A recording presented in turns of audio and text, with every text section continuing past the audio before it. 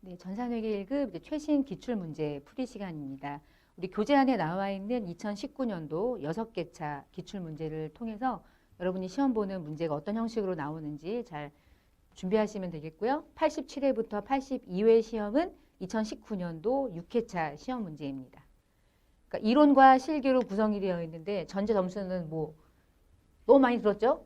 실기는 30점, 이론은 30점, 실기는 70점.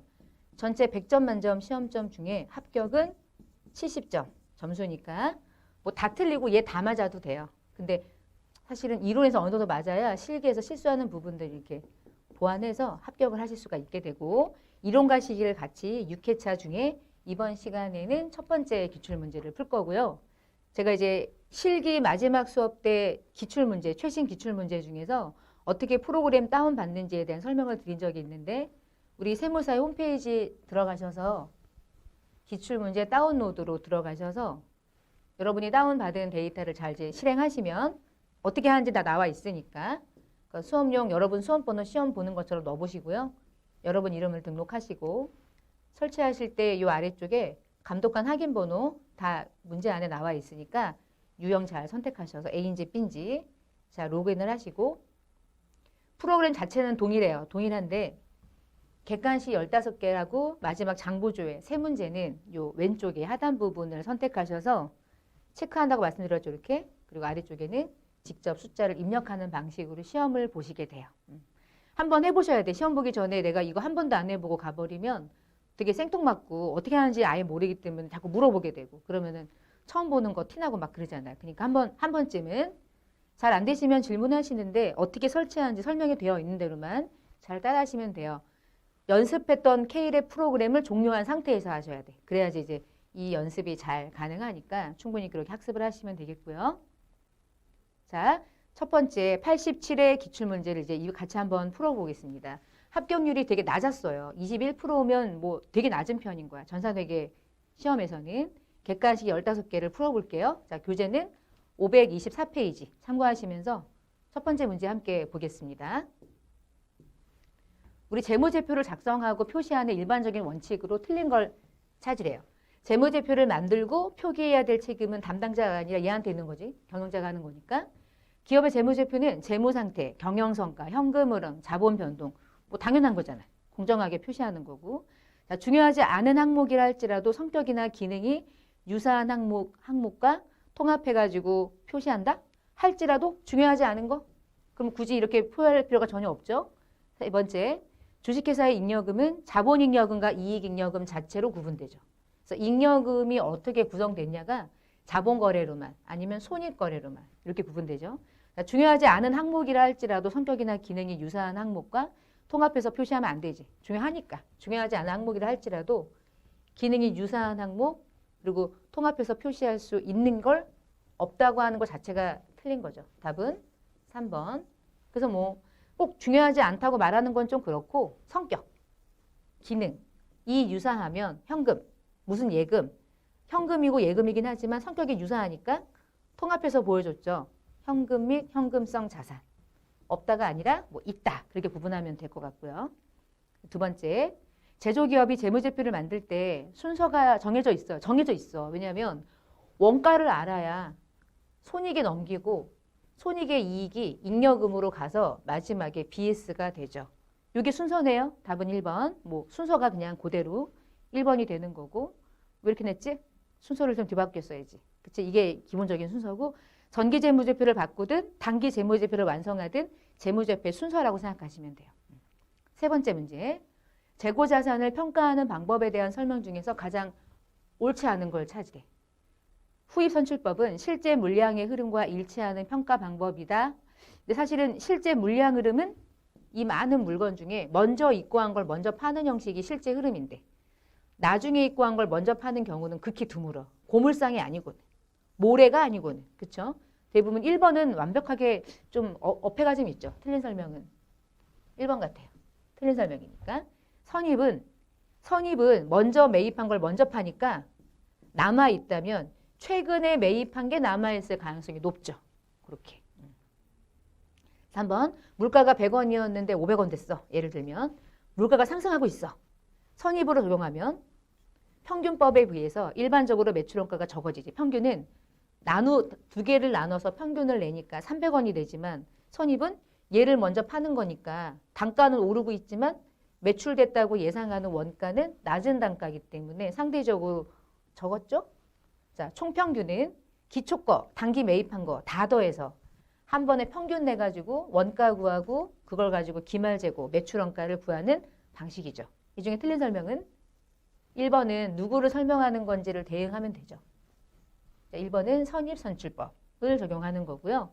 우리 선입하고 후입하고 이 과정에서 여러분 학습하실 때 시간이 지나면 가격이 상승한다는 인플레이션이라는 가정하에 원가가 제일 낮고 그리고 이익이 제일 크게 계산되는 방식이 선입이었죠.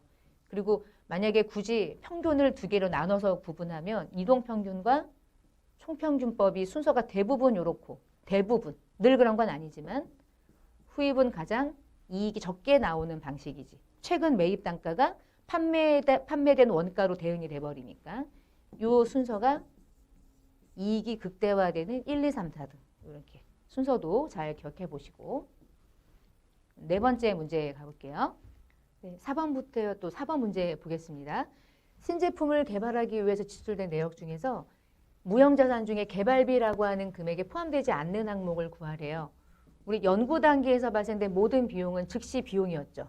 그러니까 연구활동비를 보자마자 얘는 개발비라는 무형자산 자체가 될 수 없는 거고요. 두 번째, 개발비는 생산을 하기로 했고 그 생산에 들어가서 판매가 될 때 비용 처리하기 위한 건데 개발비 같은 경우는 이게 꼭 개발 단계에 들어갔다고 그래서 모두 다 무형자산이 되는 게 아니죠. 개발을 해도 이게 생산이 되지 않은 상태로 멈춰버리면 그것도 즉시 비용이었죠.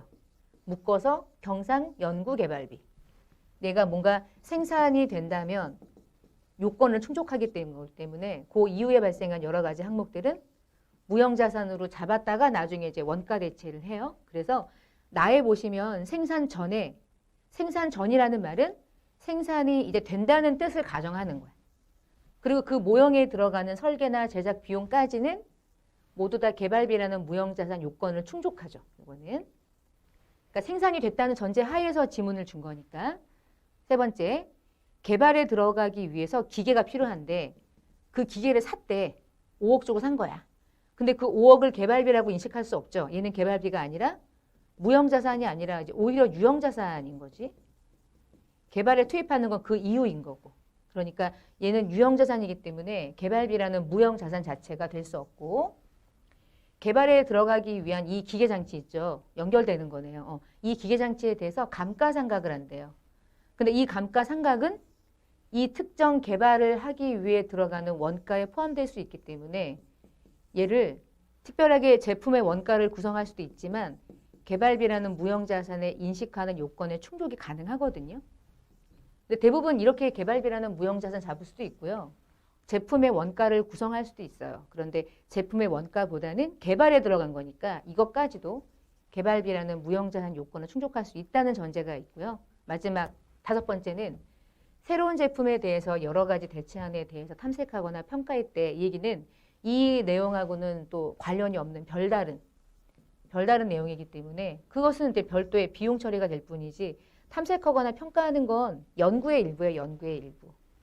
그래서 이 중에 개발비라는 무형자산이 될 수 없는 케이스는 세 가지를 묶어서 4번 이렇게 구하시면 되겠고 자, 5번 문제.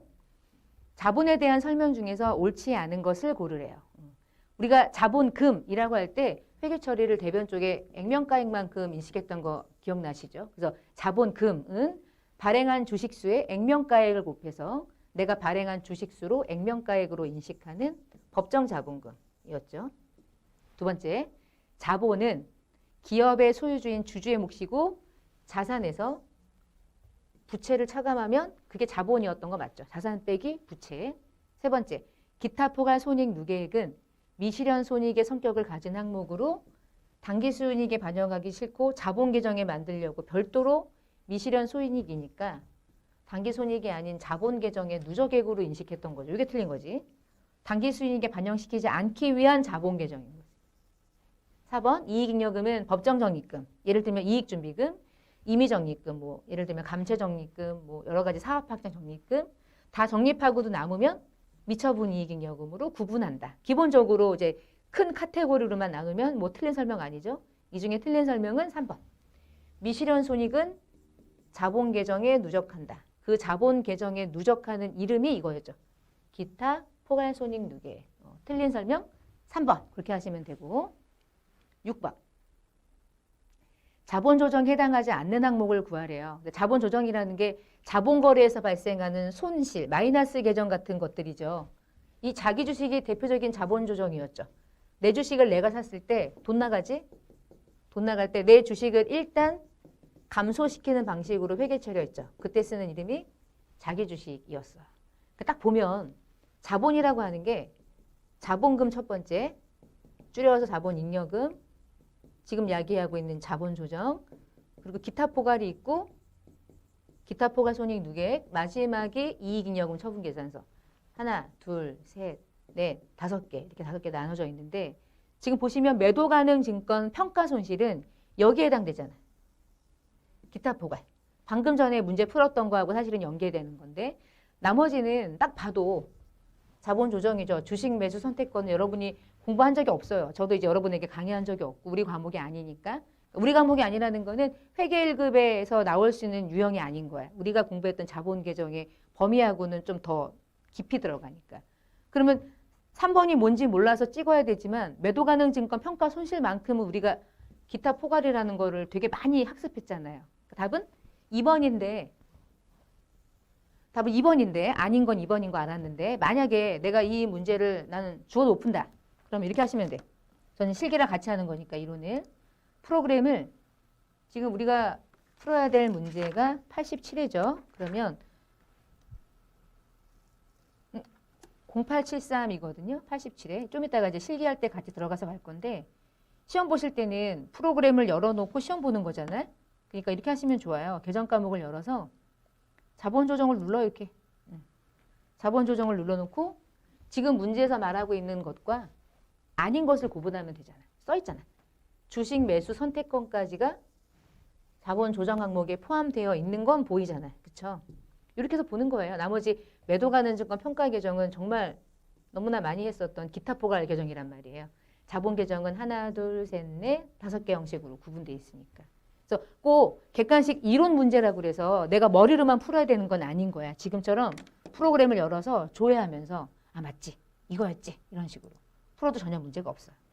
6번은 해당하지 않는 것은 2번 하시면 되겠죠? 그러면 다시 또 7번으로 가볼까요? 손익계산서의 작성 기준에 대한 설명 중에서 가장 옳지 않은 설명을 찾으래요. 근데 이게 7번에 있는 문제를 조금 이렇게 오해하지 않게 수익은 예를 들면 뭐 이제 이렇게 많이 하죠. 수익과 비용을 조금 더 디테일하게 구분하면 수익은 실현될 때 인식하고 비용은 발생될 때 인식하고 발생 기준에 의해서 수익은 실현주의. 비용은 수익 비용 대응의 원칙인데 그 대표가 매출원가. 팔리면 그만큼 비용 잡는 거죠. 매출원가가 그 대표적인 계정이고요. 수익과 비용은 순액이 아니라 기본적으로는 총액으로 가야지. 순액으로 잡으면 그 수익에서 비용을 아예 까고 잡는 방식인데 수익 다 잡고 비용 다 잡아서 얼마 남겼는지를 계산하는 방법으로 재무제표를 만들죠. 재무제표의 기본은 총액주의. 4번 비용과 수익은 기본적인 인식 기준이 발생 기준. 발생 기준이라는 게 현금 기준이 아니라는 거야. 현금이 나가고 들어온 것이 아니라 1년이라는 기간에 발생된 거면 들어오지 않아도 수익, 안 나가도 비용 이런 식의 개념으로 접근하는 방식이고 이 중에 틀린 설명은 순액으로 인식하는 재무제표는 굳이 얘기하자면 한계는 있어요. 주식 발행 초과금을 인식해놨다가 다음에 증자했을 때 주식 할인 발행 차금이라는 낮게 발행하는 경우는 주발초가 있기 때문에 주발초를 먼저 상계하고 나머지만 할인 발행 차금 잡았죠. 그렇게 먼저 상계하는 경우를 순액이라고 보면 그 경우가 아니고는 순액은 없어요. 그러니까 총액으로 기재하는 거야. 재무제표의 원칙은 총액 기준. 7번은 3번이 틀린 설명. 8번 매출원가를 구하래. 상품의 매출원가를 구하는 방식은 나오자마자 그냥 이렇게 얼른 하셔야지 뭐. 기초하고 매입액 넣고 기말 넣어서 매출원가를 구하는 방식으로.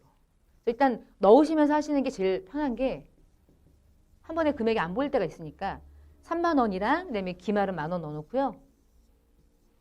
단기 여기 매입액만 반영하면 되는데 지금 총 매입액이 150이고 매입과 관련된 계정 중에서 매입 할인이거나 애누리가 있으면 차감하는데 매입 시 운반비는 오히려 가산 계정이죠. 상품의 원가에 포함하니까 매입액이 155만 원으로 계산이 돼야 되네. 100. 잘못 봤네. 158만 원. 전체 158만 원의 판매 가능액 중에 10,000원 제한. 매출원가는 157만 원. 답은 4번 이렇게. 그러니까 매출원가를 구하세요라고 하면 얼른 뭐 하시냐면 T자 계정 그리는 거야. T자 계정 그려서 기초에 얼마 있었고 얼마를 매입했는데 얼마가 기말에 남아 있다면 나머지는 팔았겠지. 그 나머지는 요거고. 이런 식으로. 여기서 뭐 어려운 것도 아니지만 이 운반비를 포함해서 매입으로 보냐 안 보냐를 보고 싶은 문제인 거예요. 이 정도 여러분이 하실 수 있지만 하다 보면 또 헷갈리시는 부분이니까 잘 정리해야 한다고 생각하시면 될 것 같고 8번까지가 재무회계예요. 8번까지가. 그러면 9번부터 한 4문제 정도가 이제 원가회계 문제라고 생각하시면 돼요. 9번 이제 원가 문제예요. 단기제품 제조 원가를 계산할 때 옳지 않은 설명을 구하래요. 첫 번째, 단기제품 제조 원가는 원가의 3요소에 기말 제공품과 기초 제공품을 반영해서 계산한다. 틀린 건 아닌 것 같아. 그치? 단기제품 제조 원가의 3요소는 뭐 재료비, 노무비, 경비라고 할 수도 있고 직접 재료, 직접 노무, 제조 간접비라고 할 수도 있고요. 기말이 얼마 남았고 기초가 얼마였냐에 따라 플러스 마이너스 하죠. 기초는 더하고 기말은 빼지 않나? T자 계정 그려가지고 그렇게 계산하면 될 것 같고 이번에 기말의 원재료 가격이 기초 원재료 가격보다 작을 경우 직접 재료비는 단기 매입 재료비보다 커진다. 이런 거를 여기다 내? 따로 내야지. 원재료를 그려봐요. 자, 기초가 있고 기말이 있죠. 원재료를 매입하죠. 나머지가 직접 재료비인 거잖아. 그치? 여기다 넣어보면 되지 뭐. 기말의 원재료가 기초의 원재료보다 작대. 그럼 여기다가 10 넣고 여기다가 2 넣어요. 그리고 매입액은 아무거나 넣어. 10. 그럼 얘가 20 나오면 전체 20 중에 2만 기말이니까 나머지 직접 재료비는 18에 있지. 이 숫자를 제가 넣은 건 기초보다 기말이 적을 경우만 아무거나 숫자를 대입해서 얘보다 적게 그냥 2 잡은 거야. 그리고 매입액은 아무거나 넣은 거예요. 어쨌거나 대차는 일치하는 게 원칙이니까. 그러면 어때요? 매입액이 직접 재료비 2개 중에 직접 재료비는 단기 매입의 원재료보다 커진다. 커지네. 얘만큼 커지는 거야. 얘만큼. 틀린 설명 아니죠? 이렇게 하면서 이런 형식의 문제가 따로도 나오니까 잘 응용하시면 좋을 것 같고 이건 똑같아요. 기말 제공품도 마찬가지인 거야. 기초 있고 제공품 총 제조원가 붙었다가 완성되면 제품 제조원가 이렇게 되는 거죠. 자, 기말 제공품이 기초 제공품에 비해서 작을 경우 똑같이 여기다가 10 주고 여기다가 2 줍시다 그냥. 그러면 단기 제품 제조 원가는 단기 총 제조 원가보다 아까랑 똑같잖아요. 커지겠지. 요거가 10이면 얘가 18인 거잖아. 똑같아요. 원재료랑 제공품하고 똑같은 자산이니까. 그래서 요거는 이렇게 T자 계정 가지고 푸시면 좋아요. 이 한 문제에다가 이 핵심적인 것들을 다 넣네. 틀린 거 4번인가 보다. 단기말 미지급 급여가 전기말 미지급 급여보다 작을 경우 단기 발생액은 단기 지급액보다 커진다. 이거는 부채 계정인 거야. 부채 계정. 그러니까 이건 반대로 가야지. 반대로. 단기 이거 미지급 급여라고 하는 게 단기말 미지급 급여는 얘거든요. 전기말 미지급 급여가 기초 잔액이 부채라서 그런 거예요. 부채가. 그러면 단기말의 미지급 급여가 전기말의 미지급 급여보다 적을 경우 얘가 2고 얘가 10이고 뭐 이렇게 단기의 발생액은 단기 지급액보다 커진다? 안 그렇겠지. 얘가 10이고 얘가 18이잖아. 지급액이 얘거든요. 얘가 발생액이고. 단기 발생액이 아니 반대지. 미지급 급여가 지급이 되면 미지급 급여라고 하는 게 차변에 오면서 대변에 현금이 나가고요. 미지급 급여가 대변에 잡히면서 급여라고 하는 비용이 차변에 잡히거든요. 제가 지금 반대로 얘기했죠. 이쪽이 발생이고 이쪽이 지급액이지. 이게 비용이 아니라 부채 계정이니까 지급액이 훨씬 더 크게 나오겠지. 발생액보다. 틀린 거죠. 지금까지 T자 계정으로 제가 설명드렸는데 이 미지급 급여는 부채 계정이니까 기초와 기말이 반대로 움직이는 거야. 부채의 증가는 대변이고 있었다면 대변의 잔액이 있는 거니까 요거는 요거 헷갈리시고 요 분계 가지고 접근하시면 돼요. 단기말 미지급, 전기말 미지급이 전기하고 기말이 지금까지 앞에서 얘기했던 요 자산하고는 반대로 움직인다는 게 이제 핵심. 답은 4번 반대라고 생각하시고 요건 제가 잘못 적었고 지급의 발생액이라고 생각하시면 되고 분계를 옮기는 거거든요. 근데 뭐 분계를 옮기는 게 T자 계정인데 T자 계정을 기초 기말인 네 자리만 잘 기억하면 풀 수 있는 문제이긴 하거든요. 근데 전기말 요 헷갈리는 부분들이 존재하니까 T자 계정을 한번 그려보는 게 제일 정확한 것 같아요. 이런 식의 형식의 문제는 틀린 설명으로 4번. 요거 이해된 반대라고 생각하셔도 되고 반대.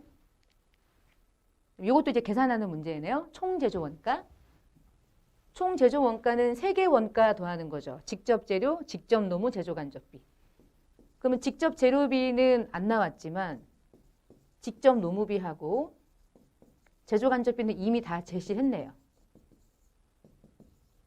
그럼 여러분이 구할 건 직접 재료비인데 그 직접 재료비를 구하는 방식이 대부분 이제 T자 계정으로 푸셔도 되고 눈에 보이면 얼른 풀고 이제 후루룩 나와버리는 거고. 단기의 원재료 증가액이 20만 원이래.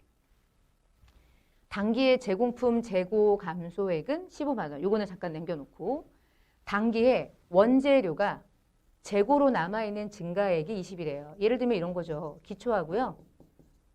기말이 있겠죠. 그리고 단기의 원재료 매입액은 250인 걸 줬어. 그럼 이렇게 생각하시면 좋을 것 같아. 기초보다 재고가 20이 증가했다는 얘기니까 얘를 0이라고 둬요. 아무 상관없잖아. 그치? 그 얘를 250이라고 주면 얘가 0이라고 전제해도 기말은 얼마로 바뀌어 있겠어요? 증가했으니까. 20만 원이 기말이겠지? 그러면 250에서 20을 제한 나머지가 직접 재료비라고 하는 건데 이걸 여러분에게 계산하게끔 문제를 따로 준 거예요. 이런 식으로. 그래서 직접 재료비가 230만 원이라고 하는 건 기말이 얼마냐에 따라 달라지니까. 그래서 230만 원이라고 하는 금액을 반영해서 300에 230을 더한 530만 원으로 답을 찾는 거죠. 10번은 1번 이렇게 하시면 돼요. 이건 사실 상관없는 자료고. 제공품 재고가 감소한 것은 나중에 어디서 필요하냐면 단기 제품 제조원가? 그건 또 필요할 수 있겠죠. 그래서 이 증가액이라고 하는 게 기초와 기말의 차이가 되는 거니까 기말이 20만 원 더 많이 증가돼서 잔액이 남았다. 그런 개념으로 접근하시면 돼요. 그래서 기초랑 기말을 안 준 건 주든 안 주든 20만 원이 증가되게끔만 만들면 되니까. 그러니까 약간 좀 변형이 되는 문제의 유형인 것 같아요. 여기까지는. 그래서 합격률이 낮았나 보다. 합격률이 아까 20몇 %대였잖아. 수준이 조금 있었던 형식으로 문제를 냈네. 생각보다. 1번, 그 다음에 11번 문제 가볼게요. 종합원가 계산을 할 때 옳은 거, 종합원가. 종합원가는 재료가 투입되고 공정 전반에 걸쳐서 가공을 해가지고 제품을 완성하는 거죠. 가공은 언제나 100%가 될 수 없지. 그러니까 자, 이렇게 원가를 구하는 방식인데 직접 간접을 나눠가지고 계산하는 건 종합하고 반대. 개별원가가 그렇게 가는 거죠. 개별이. 비행기 만들고 배 만들고 이러는데. 두 번째, 단일 종류의 제품을 연속적으로 대량 생산하는 형태를 이제 종합원가 계산의 핵심이죠. 옳은 건 2번 같고요. 하여튼 뭐 읽지 않아도 주문 그러면 개별이지. 주문 생산. 자, 제조 간접 원가가 등장하면 개별인 거야. 종합원가 계산은 개별 제조 간접 원가를 별도로 구분 자체를 할 필요가 없죠. 재료가 몇 개야, 가공이 몇 개야, 수량 가지고 계산하는 원가 파트니까. 그래서 이 중에 옳은 설명은 2번밖에 없어요. 나머지는 전부 다 그럼 누구 설명하는 거냐면 개별 원가 설명하는 거예요. 12번. 보조 부문의 원가를 배분하는 방법 중에서 단계 배분에 대한 설명 중에 틀린 거. 단계 배분은 수선부도 있고 전력부도 있으면 둘 중에 누구부터 배분하느냐가 되게 중요했죠. 최초 배분하는 경우는 자기를 제외한 다른 보조 부문에 다 배부했었죠. 이렇게. 제조에는 원래 가고 같은 보조 부문에도 배부했죠. 맞는 설명이죠? 두 번째, 보조 부문 간의 배부 순서에 따라서 조금 달라질 수 있죠. 이걸 먼저 배부하느냐. 일단 순서를 고려해야 되는 유일한 방법이 단계였고요. 세 번째, 배부 순서에 따라서 배부액이 달라질 수 있었는데, 그치? 전력이 갈 거냐, 수선이 갈 거냐. 먼저 배부하는 얘가 우선권을 갖게 되니까. 4번, 보조 부문 상호 간의 용역 수수를 완전히 고려하기 때문에 이론적으로 타당하지 않지. 전력은 수선에 배부를 할 수 없었기 때문에 완전하게 배부는 불가능해요. 4번은 누구 설명하는 거죠? 그쵸? 상호 배부법을 설명하는 거죠. 틀린 설명은 4번 기억하시면 되고요. 13번 문제. 부가가치세. 그러니까 여기까지가 원가 4문제고 13, 14, 15가 이제 부가세 문제예요. 부가가치세 문제 세금 계산서랑 관련된 설명 중에서 옳지 않은 설명 찾는 거래요. 1번. 원칙적으로 세금 계산서 언제 발행해요? 그치 뭐 공급한 날 발행하는 거지.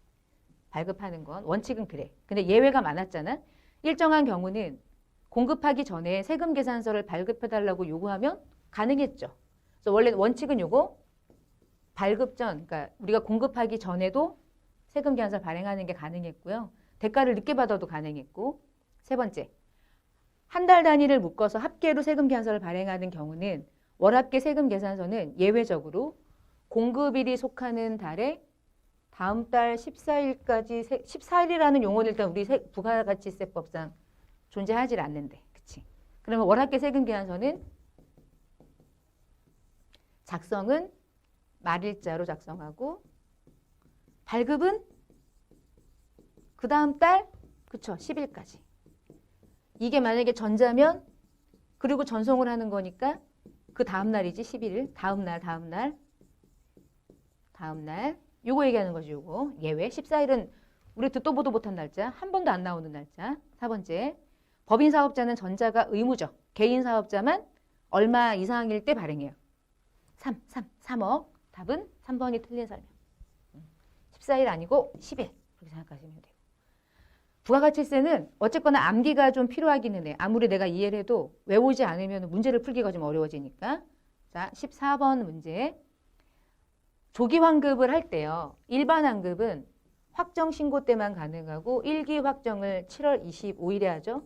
그러면 그날로부터 30일에 되는데 조기 환급은 신고하면 30일의 절반 15일이라는 기간 안에 환급이 일어나죠. 요거 물어보는 거예요, 지금. 조기 환급은 15일, 일반 환급은 30일. 근데 언제부터냐면 내가 신고하는 날로부터. 그리고 일반 환급은 확정 때만 해주고 조기 환급은 아무 때나 해줬죠. 한 달 단위도 되고 2달 단위도 되고. 그런 약간의 날짜 되게 중요한. 날짜가 많이 나왔네. 마지막 15번. 이게 대손세액을 공제받는 내용이 전산회계 1급 과목이 원래는 아닌데 이게 나와서 또 합격률을 많이 까먹었을 거예요, 지금. 19년도 11월 20일에 기계장치를 부가세 포함해가지고 1,100에 팔고 어음 받았대요. 어음을 1,100만 원짜리 받은 거죠. 근데 2020년도 2월 10일에 부도가 났대요. 그래서 부도가 난 걸 확인받고 이 안에 부가가치세 100만 원이 있잖아. 억울하잖아. 이 안에 대손에 해당하는 세액, 우리 대손세액이라고 했죠. 대손세액을 공제받고 싶대. 언제 받을 수 있고 얼마를 받을 수 있니? 일단 확실한 건 1,100만 원 중에 대손세액은 100만 원이죠. 부가세가. 하여튼 110은 아니잖아. 110은 지워놓고 100만 원인데 요때 부도가 나면 기억나요? 부도가 나는 날로부터 몇 개월이 지나고 나서 받아요. 6개월 지나고. 그럼 6개월이 지나면 한 8월쯤 되겠네. 그치? 그럼 8월 달이 속한 부가세 신고는 원래는 예정신고인데 대손세액은 예정신고 때 안 해주거든요. 그래서 우리 6개월이 지나고 나서 얘가 속한 어느 신고기간 때 대손세액을 공제받을 수 있냐면 확정신고 기간 동안에 대손세액을 공제받을 수 있어요. 그래서 답은 2기 확정이 되는 거예요. 1기 예정은 말도 안 되고. 그러니까 부도가 나자마자 대손세액을 공개해 주진 않고요.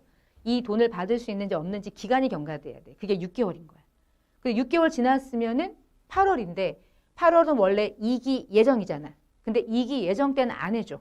예정 때는 확실하지 않은 것들은 확정 때까지 기다리게 하거든요. 그래서 대손은 확정될 때까지 기다려야 돼서 내가 속한 과세 기간에 확정 신고 때 대손자액을 공제받기 때문에 답이 2기기도 하고 예정도 안 되고 확정 때 받는 거예요. 그래서 답이 4번이 된 거고요. 이 부분이 좀 약간 저도 이제 전산회계, 전산세무제 수업할 때 전산세무는 당연히 알고 계셔야 되는 건데 전산회계는 뭐 당연히 아는 건 사실 아니에요. 근데 문제가 나왔으니까 여러분도 어느 정도는 숙지하실 필요는 있을 것 같아요.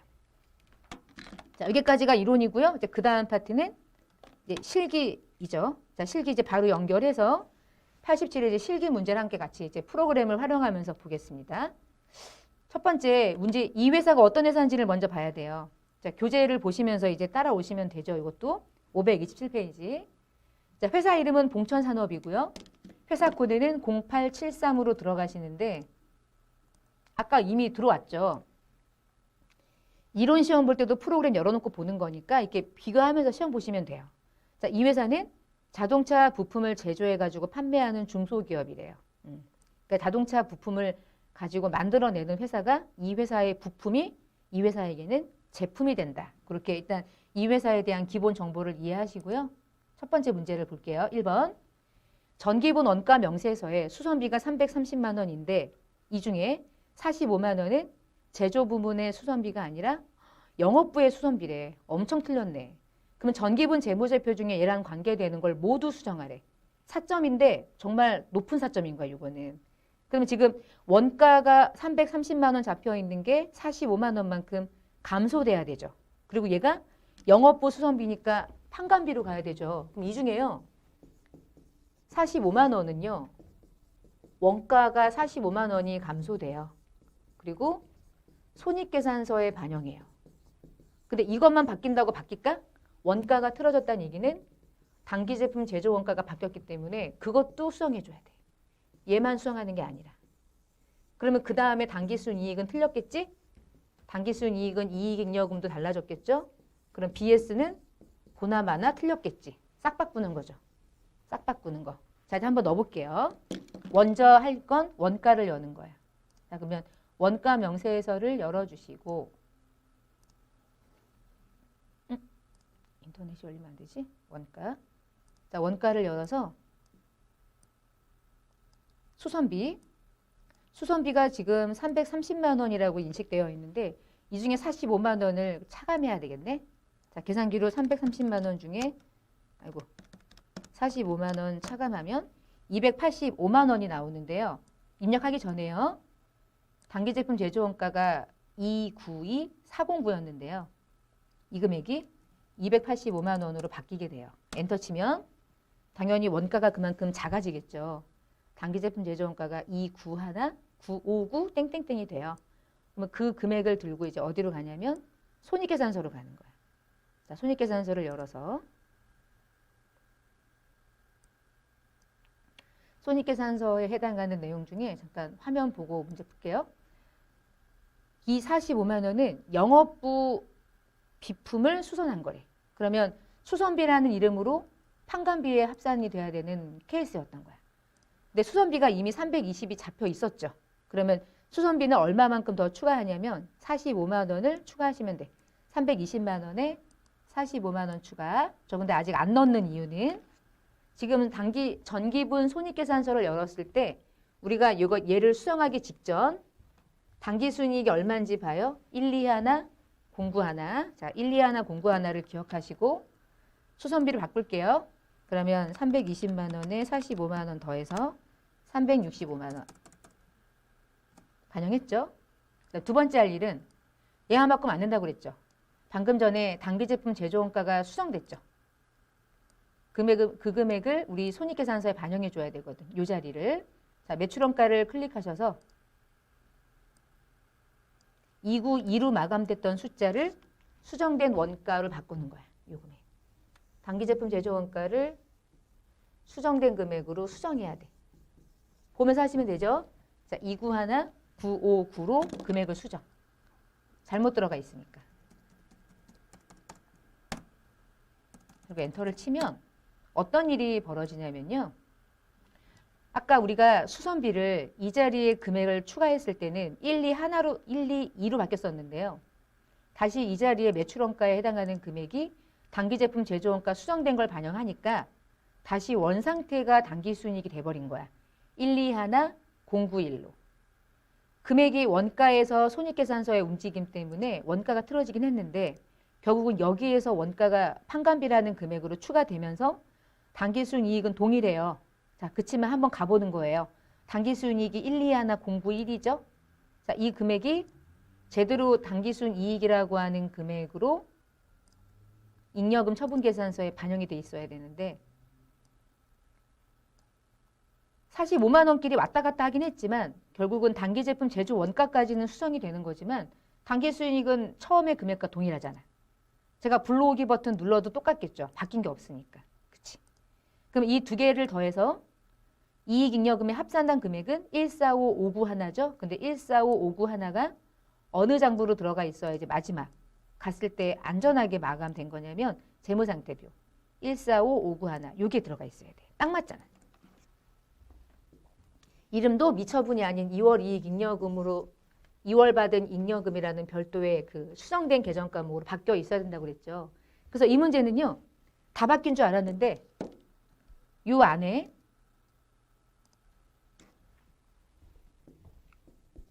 어이구 원가에서 45만 원이 차감돼서 단기제품 제조원가가 일단 45만 원만큼 작아지긴 했어.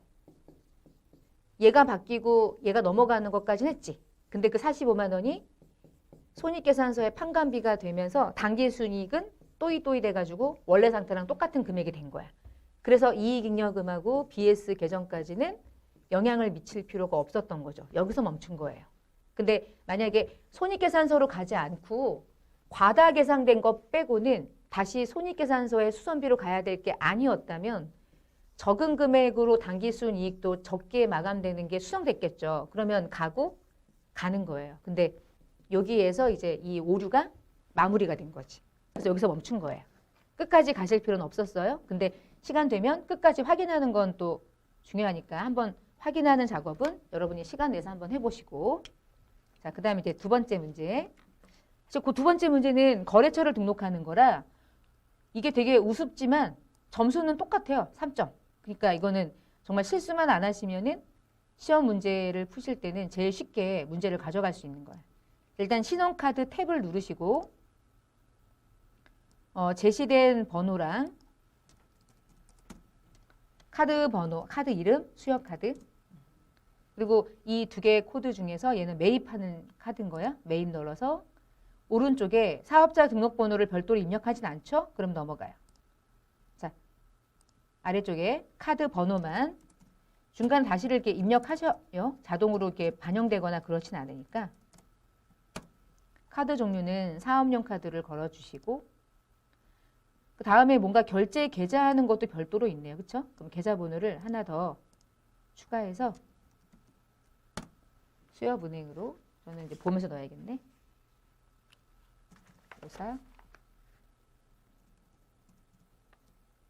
5432 요까지 주어진 정보는 그대로만 입력해 주시면 되는 문제. 이거는 카드 등록하는 문제. 3번 계정 과목에다가 적요를 추가로 등록하래요. 우리 계정 과목 적요 등록하는 메뉴로 넘어가 볼까요? 계정 과목 적요 등록. 문제를 푸실 때 재수당이라고 하는 코드가 506번으로 쓰고 있대요. 그러니까 506번을 바로 갑시다. 커서 올리시고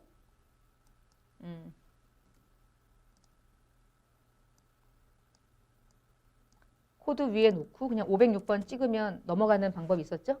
자, 재수당에 갖다 놓으시고요. 오른쪽에 적요사항이 두 가지로 나눠져 있는데 현금 적요, 대체 적요 두 개 중에 이 경우는 대체 적요로만 6번하고 7번은 느래. 근데 여기서 이제 가끔 뭐 질문하실 수 있으면 질문할 수 있는 부분이 현금은 등록을 안 하고요. 지금 대체를 등록하는데 기존에 1, 2, 3, 4, 5까지는 없고 8번이 또 있네. 그럼 지금 중간에 비어있는 건 안 쓰고 있다는 거잖아. 그러니까 마지막은 그냥 추가하시면 돼요.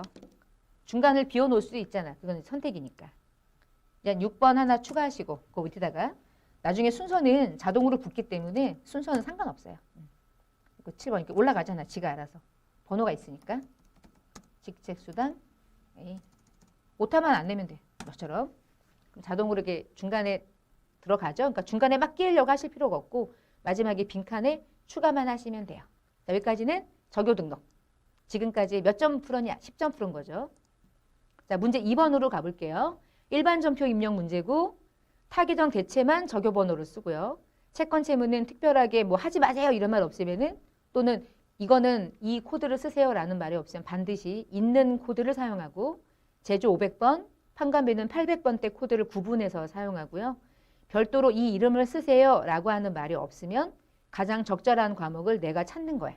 그렇게 해서 문제를 푸시면 된대요. 자, 문제 1번부터 보겠습니다. 7월 2일자의 일반 전표를 띄워놓을까요?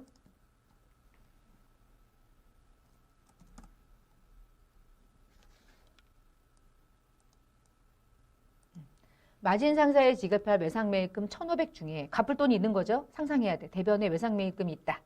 근데 그중에 50%는 3개월짜리 만기되는 약속어음으로 결제해서 지급하고 나머지는 면제받았대요.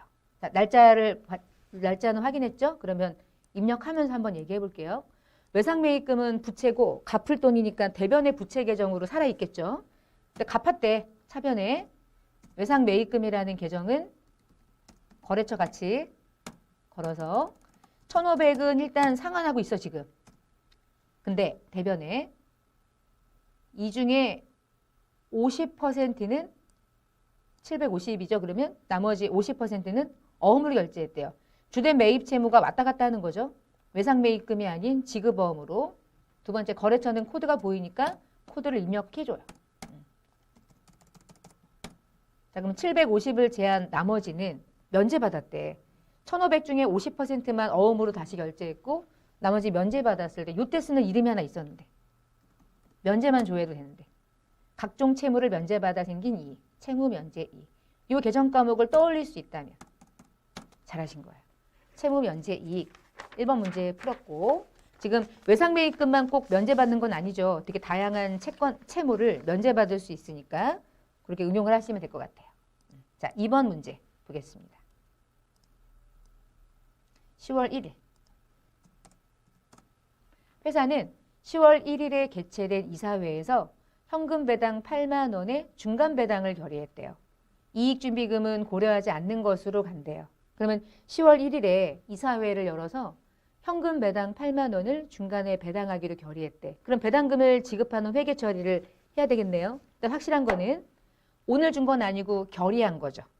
우리 중간에 배당하든 결산 때 배당하든 넘어온 이익잉여금을 토대로 8만 원이라는 배당금을 지급하는 거니까 차변에 우리 2월 받은 이익잉여금 중에 8만 원 쓰는 거잖아. 그리고 대변에 줬어요. 나중에 줘요. 지금 오늘은 결의만 한 거죠. 현금으로 배당금을 결의했을 때 쓰는 이름이 미지급 배당금이라는 자본 부채 계정 중에 나중에 줄게 배당금. 현금 배당일 때 쓰는 별도의 계정이었죠. 미지급 배당금. 계정 과목 중에서 나중에 이제 여러분 푸시면서 정답 화면이랑 같이 비교해 보면 답안에 요 2월 이익잉여금 또는 이렇게 적혀 있을 거예요.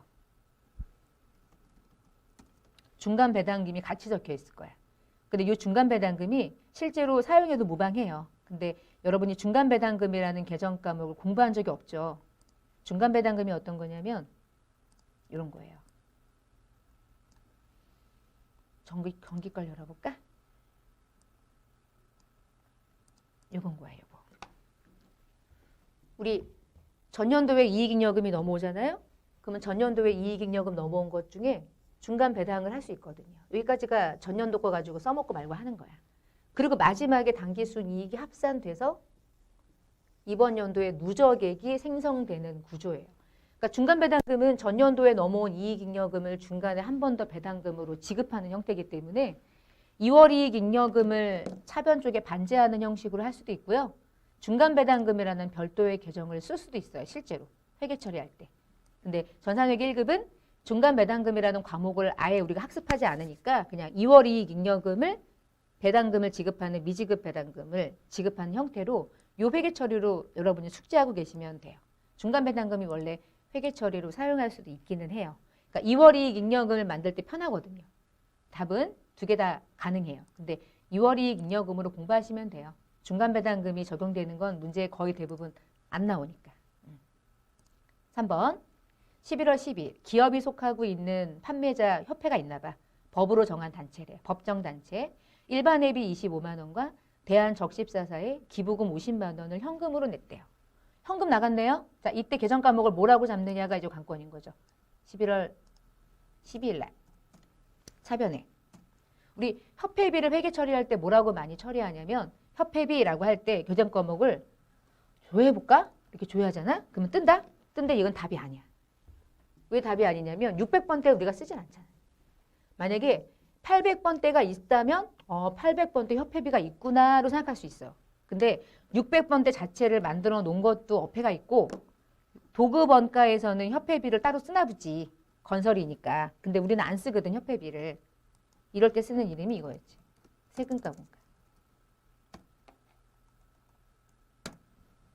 왜 세금가 공가인지 협회비 같은 것들은 공과금 형식으로 봐요. 근데요. 지금 25만 원은 협회비죠. 얘도 협회비예요. 적십사에게 기부한 거예요. 이건 기부한 거지.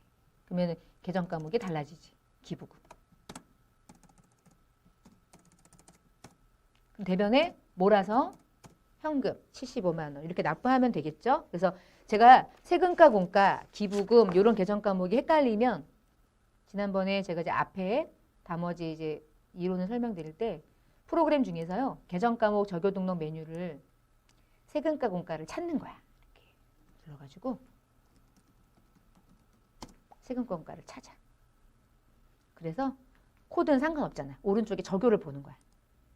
아, 협회비도 세금가, 공가를 처리하는구나. 이렇게 계정 과목을 조금 여러분이 많이 보는 게 되게 중요하다고 그랬잖아요. 그러니까 이렇게 보다 보면은 계정 과목을 어느 때 무슨 이름으로 사용하는지 대충 이게 유추가 되거든요. 3번은 비용 계정 과목을 구분하는 것이 이제 중요했던 거예요. 4번 미국에 이제 외화 등장했네요. 외화 문제를 많이 못 푼 것 같아요. 생각에. 오늘은 11월 28일이고 얘는 8월 1일에 물건을 선적했던 거야. 미국에다가 수출했던 제품에 대한 외상 매출금을 회수하면서 원화로 보통예금 계좌에 들어왔는데 환율이 그날과 오늘이 달라요. 이거는 분개하고 바로 입력을 해볼게요. 외상 매출금이 이미 있었던 거죠. 8월 1일에 얘가 적용돼서 외상 매출금이 잡혀 있겠죠. 자, 그럼 2만 불이 1,100원 적용되면 2,200인데요. 그 2,200만 원이 오늘 통장에 들어왔다는 거잖아. 근데 외화로. 그래도 외상 매출금은 회계 처리를 2,200인 원화로 분개해 놓은 거잖아요. 거래처 늘 거고요. 근데 통장에 보통 예금이 얼마 들어왔냐면 2만 불은 맞는데 환율이 1,070원 적용돼가지고 통장에 꽂힌 거야. 속상하겠다. 환율이 내렸는데 돈이 들어왔네. 이만큼. 환율이 내린 것만큼 우리 손해죠. 60만 원. 60만 원 기중에 손해 났을 때는 환산이라는 거 쓰면 안 돼. 환산은 기말에만 쓰는 거예요. 요거는 외환차손이라는 별도의 손실 계정을 사용해요. 외상 매출금은 환율이 떨어지면 그만큼 손해인 거야, 우리한테는. 그럼 요걸 한번 옮겨볼까요? 자, 옮겨보겠습니다. 11월 28일자로 바꿔서 외상 매출금을 먼저 대변에 저는 반제할게요. 아마존이 있어서 깜짝 놀랐네. 에이스. 2,200. 네. 보통 예금은 에이 뭐야. 보통 예금 은행 없죠? 그냥 쭉 가는 거고 보통 예금에 2,140만 원 입금돼서 손해난 계정 과목을 처리할 때 외환 차손이라는 기준 거래를 인식하는 차손익 계정이에요. 그러니까 환산이라는 계정 과목은 기말에 평가할 때 환율 차이 났을 때 그때 조정하는 거고요. 이게 기중이에요. 또는 기말이에요. 환율과 관련해 가지고 뭔가 차손익, 채권과 채무에 대해서 차손익을 인식하는 문제는 보니까 한 문제는 꼭 나오는 것 같아. 그게 채권에 대한 거든 채무에 대한 거든 결산이든 기중이든 정말 그렇게 많이 나오더라고요. 자, 5번 볼게요. 오늘은 12월 2일이란 뜻인 거예요. 본사의 영업부 직원이 출장 갔다 돌아왔는데 6월 25일에 회사에서 지급했던 출장비가 가지급금으로 50이 있었대. 근데 실제로 사용한 교통비하고 숙박비는 47만 5천 원이고 정산해가지고 나머지 잔액은 현금으로 걔한테 받았다는 뜻인 거지. 가지급금에는 거래처를 입력한대. 혹시나 하는 마음으로 거래처를 등록했었는지 확인 먼저 하고요. 자, 6월 25일자의 날짜를 먼저 열어서 이 날짜에 회계 처리가 어떻게 됐었는지를 보는 거예요. 지금 김 부장이라는 거래처가 걸려있네. 102번으로. 이걸 거래처가 걸어놨네. 그럼 여러분들 김 부장이라는 거래처를 꼭 반제 처리해 주시면서 이제 분개를 하시면 돼요. 그러면 이제 거래처가 무슨 얘기인지 알았으니까 50만 원도 받으니까 들어와서 먼저 할 일은 가지급금이라는 걸 먼저 반제합시다. 김 부장 씨. 자, 하고 나서 차변에 출장 가서 사용한 모든 비용은 여비교통비를 처리하고요. 영업부직원이니까 판관비로 구분하는 거죠. 판관비 800번대. 김 부장은 뭐 걸리나 안 걸리나 상관없고. 실제로 사용한 대가가 475 땡땡땡이네. 그러니까 회사는 나머지 달라고 했겠지. 현금으로 받았대. 나머지는 얘가 해줬어. 아, 고마워라. 현금 25,000원. 여기까지 하고 마지막 내려가도 되고 여기서 멈춰도 등록금 안전하게 돼요. 그래도 혹시 모르니까 한번 확인하고요. 밑에 분계가 잘 하나로 맞춰졌는지도 한번 확인하고. 자, 그러면 6번 문제 가볼까? 12월 8일 회사가 보유하고 있는 자기 주식이 있나 봐요. 자기 주식은 내 거죠. 내 주식을 내가 산 거야. 근데 모두 1,200만 원에 팔아먹고 매각대금은 보통예금에 들어왔고 처분 시점의 장부가액은 1,325만 원인데 자기 주식 처분 이익의 잔액은 조회해보래. 잔액 조회하나 안 하나 괜찮은 것 같은데? 근데 일단 자기 주식이 1,325만 원이라는 게 장부에 있대요. 진짜 있는지만 한번 가봅시다. 자, 어디에 있냐? 만약에 문제를 낸 사람이 완전 짜증나게 자기 주식 처분하는 금액은 1,200에 팔았는데 원래 얼마짜리인지 안 알려줄 때 있잖아. 자, 안 알려주면 어떡해? 안 알려주면 조회하러 가야지. 요때 좋은 건 그냥 뭐 편한 건 시산표? 시산표를 오늘 이 며칠이었죠? 금방금방 까먹지? 12월 8일. 큰일 났네. 머리가 너무너무 나빠지네. 컨트롤 F 눌러가지고요. 자기 주식을 찾아볼까? 자기 주식이 그러네. 걔가 한 게 맞아. 일단 금액을 볼 때 주의사항은 자기 주식이 요 줄에 있잖아요. 지금. 요 줄에 있는데 1,500이 있었나 보지? 합계가? 근데 한번 판 적도 있나 보지? 언제나 합계단의 시산표에서 핵심은 잔액이에요. 잔액. 장부상기 잔액 1,325만 원이라고 하는 거 맞죠? 안 알려주면 여기서 조회하시면 돼요. 이렇게. 그리고 자기 주식을 그 전에 얘를 팔았을 때 25만 원만큼 이익도 났었나 봐. 그런가 보네 뭐. 됐어 이제. 알겠고. 그러면 1,300 이 금액이 지금 회계처리에 무슨 영향을 미치는지를 이제 보는 거예요. 우선 상계를 해야 되냐 말아야 하냐를 봐야 되니까. 그럼 오늘은요. 1,325만 원짜리 자기 주식이 다 매각된 거죠. 그럼 걔를 대변 쪽에 반제해야 되죠. 금액은 맞은 걸 확인했지. 자기 주식 처분 이익은 25만 원인 걸 확인했죠. 우리 좀 조회했죠?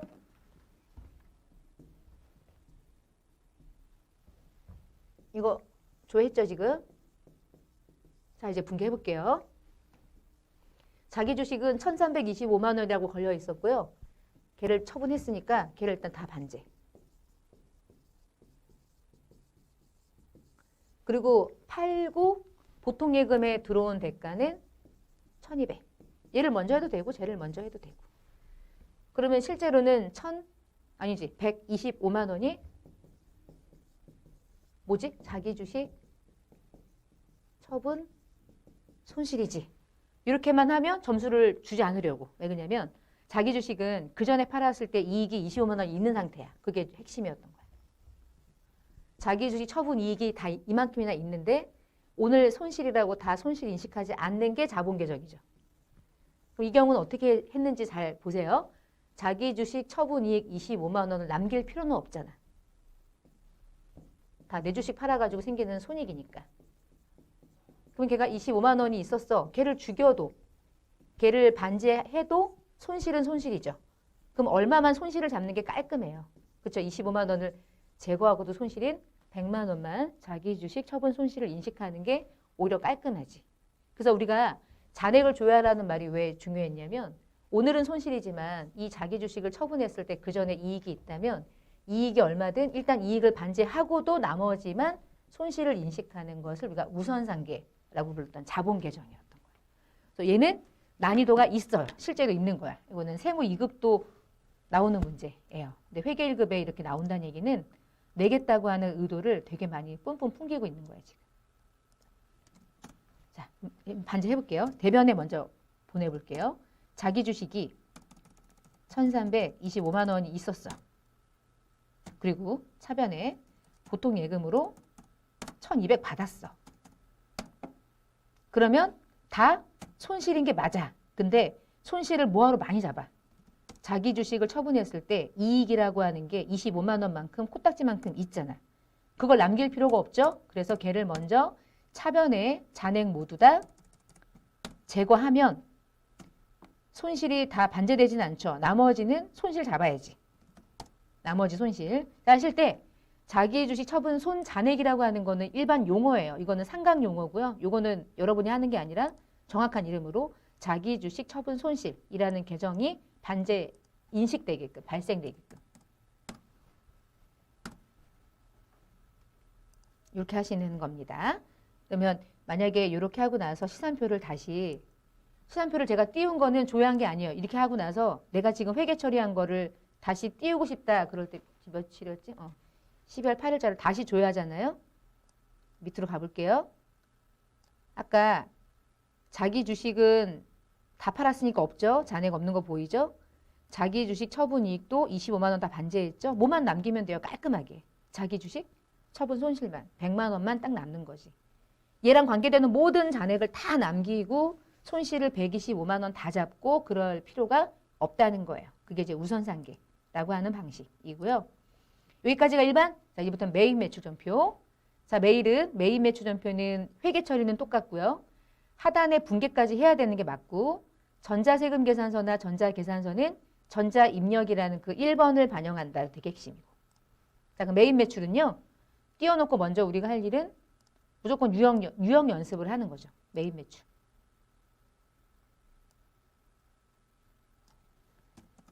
(8월 17일자를) 띄워놓고 유형을 봅시다. 일단 세금 계산서가 보이네요. 자, 1,000만의 제품을 팔고 전자세금 계산서를 발급했다. 계약금도 있고 수표도 받고 뭐가 되게 지저분하니까 어쨌거나 혼합인 거야. 밑에 있는 것처럼. 그리고 혼합인 건 알았고요. 제품은 하나고요. 종류가. 팔았고 부가세 붙었고 세금 계산서가 있으면 유형 하나는 정해진 거죠. 11번 과세 매출. 품목은 제품이라고 심플하게 적어주시고 수량 단가 저 책에 있는 거 보고 할게요. 수량이 100개, 단가 9만 원. 그래서 900에 90이고 거래처는 1,000만.